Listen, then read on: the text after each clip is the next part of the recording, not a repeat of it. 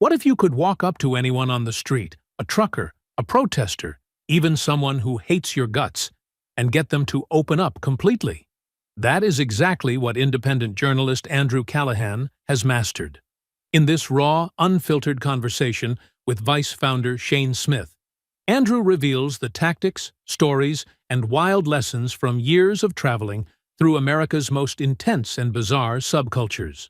From hitchhiking with strangers to losing his hit show All Gas No Brakes in a brutal contract battle, to uncovering political illusions most media avoids, there are 10 takeaways here that will make you see journalism and human nature in a whole new way. Let's break them down, starting with the skill to get anyone to tell you everything. Takeaway 1, the skill that makes anyone talk.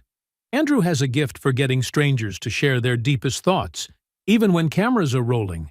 His biggest tactic is to act just a little less informed than he really is. For example, if he is talking to someone who believes in a wild conspiracy, instead of jumping in with facts or debate, he might ask simple, open questions like, "What do you mean by that?" or "How does that work?" This makes the person feel like the expert. And when people feel like the expert, they talk more. He also uses silence as a weapon. When someone finishes a sentence, most interviewers rush to the next question. Andrew just nods and waits. That pause makes people uncomfortable, and often they fill it with even more revealing details. Think of it like fishing. Sometimes you just keep still and let the other person bite. In one example, a man started by complaining about a local issue. Then, after a long pause, admitted to committing a crime years earlier. Andrew did not provoke or push. The silence and his non-threatening presence drew it out naturally. This combination of curiosity, patience, and letting the other person feel in control is why he can talk to armed militias, partygoers, or political extremists and get real answers instead of guarded statements. The foundation for these skills was built long before he was famous, which leads us to where it all began. Takeaway 2. Early life shaped his curiosity. Andrew's love for meeting strangers began with his grandmother, who was a world traveler and worked in different countries.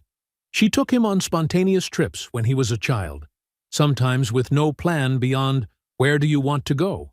If 8-year-old Andrew wanted to see Baltimore because of its aquarium, she made it happen. In second grade, she helped him start a school newspaper, collecting stories, poems, and cartoons from classmates. This showed him that you could take voices from all around you and put them into one story for others to read. Later, in high school, a teacher gave him permission to skip class if it meant interviewing people and writing about them.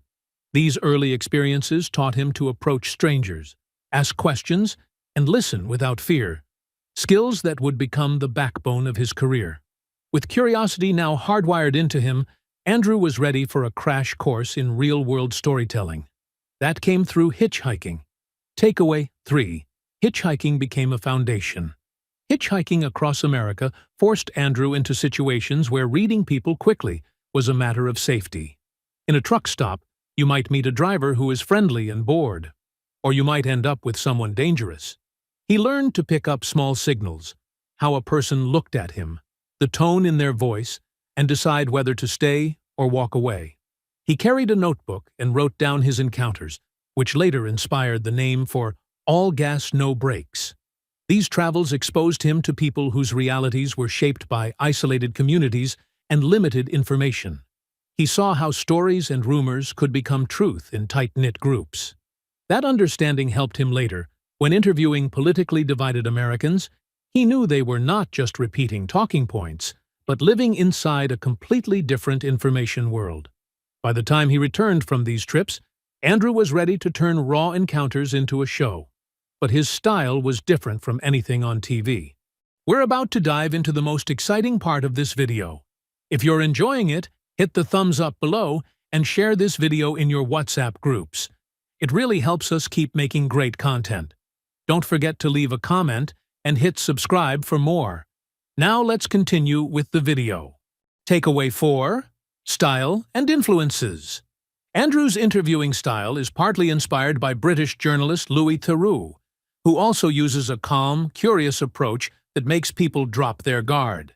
Instead of challenging someone with, "That's wrong," Andrew might ask, "When did you start thinking that?" This keeps the person talking instead of shutting down. He also learned from Vice's immersive method, where the journalist is part of the story instead of an invisible observer. Whether it was partying with strangers or standing in the middle of a protest, Andrew would adapt to the environment rather than staying stiff and professional. This approach means that sometimes the most extreme people he interviews actually welcome him back a second time because they feel heard instead of attacked. That ability to stay in the room, no matter how intense it gets, is rare in journalism. Once you understand his style, the field stories become even more fascinating. Takeaway 5. Memorable field stories. Some of Andrew's encounters sound like scenes from a movie. In one case, while working with Vice in the town of Deadwood, he got drunk and began spray painting "Vice News was here" on a historic building as a way to get them removed from a tense situation. Before he even finished the letter V, the sheriff slammed him against the wall and arrested him. On Bourbon Street in New Orleans, he filmed drunken confessions from tourists. Some were funny, but others were disturbing, including people admitting to serious crimes. He once had a trucker take him to a converted barn filled with adult video booths, then try to proposition him. Instead of reacting aggressively, Andrew diffused the situation and was driven to the next truck stop without further trouble. These moments show how being calm, curious, and quick thinking can turn potentially dangerous situations into unforgettable stories. They also show why both political sides end up trusting him enough to speak. Takeaway 6. Media and political illusions. From years of talking to people across the political spectrum, Andrew has seen how much of politics is theater. Both major parties are funded by the same wealthy backers, and voting districts are shaped to keep power balanced between them. The result is a country split almost exactly down the middle, city against countryside. He also noticed that people often adopt an entire set of party beliefs instead of picking issues individually. For example, someone who supports gun rights will often also oppose abortion, even if the two topics are unrelated. And while some political divides feel life or death for certain groups, at the top, both parties still protect the same overall system. Understanding this illusion helps explain why Andrew can speak to activists from either side without losing credibility. He treats them as people, not just as labels. This ability carried into the launch of his most famous project. Takeaway 7. Building All Gas, No Brakes. All Gas, No Brakes started as a roving interview show filmed from an RV, documenting everything from flat Earth conventions to riot scenes. It exploded in popularity during the pandemic as people stuck at home shared his clips across social media. The show's charm came from his straight-faced presence in chaotic situations, letting people speak for themselves. But behind the scenes, Andrew was locked into a contract that paid him far less than the value he was bringing in. That contract would soon cause the biggest setback of his career. Takeaway 8. Losing and regaining control. When Andrew asked for half of all revenue from All Gas, No Brakes, the production company fired him instead. At the time, he was making $45,000 a year, while the brand was earning far more from views and merchandise. Fans learned the details through a leaked story in the New York Times and followed him to his new project, Channel 5. Eventually, he bought back the rights to All Gas, No Brakes for $100,000, planning to use it as a side project while Channel 5 took on more political and international stories. This fight taught him that if you do not own your work, you can lose it overnight. We're about to hit the final takeaways from this video. If you're enjoying it, hit the thumbs up below and share this video in your WhatsApp groups. It really helps us keep making great content. Don't forget to leave a comment and hit subscribe for more. Now, let's continue with the video. Takeaway 9. Growing Channel 5. Channel 5 became more than a solo project. Andrew opened an office in Mexico City to connect with stories across Latin America and began sending other reporters to events. Shane Smith advised him to avoid outside investors who could try to control the creative direction and to keep the team small and self-funded. Andrew's challenge was to grow the reach of Channel 5 without losing the raw style that made it popular. The bigger the operation became, the more important it was to keep finding strong characters for stories. Takeaway 10. Characters and Controversy. In his HBO documentary, This Place Rules, one standout was Kelly J. Patriot, a man he met at a rally who became the central figure of the film.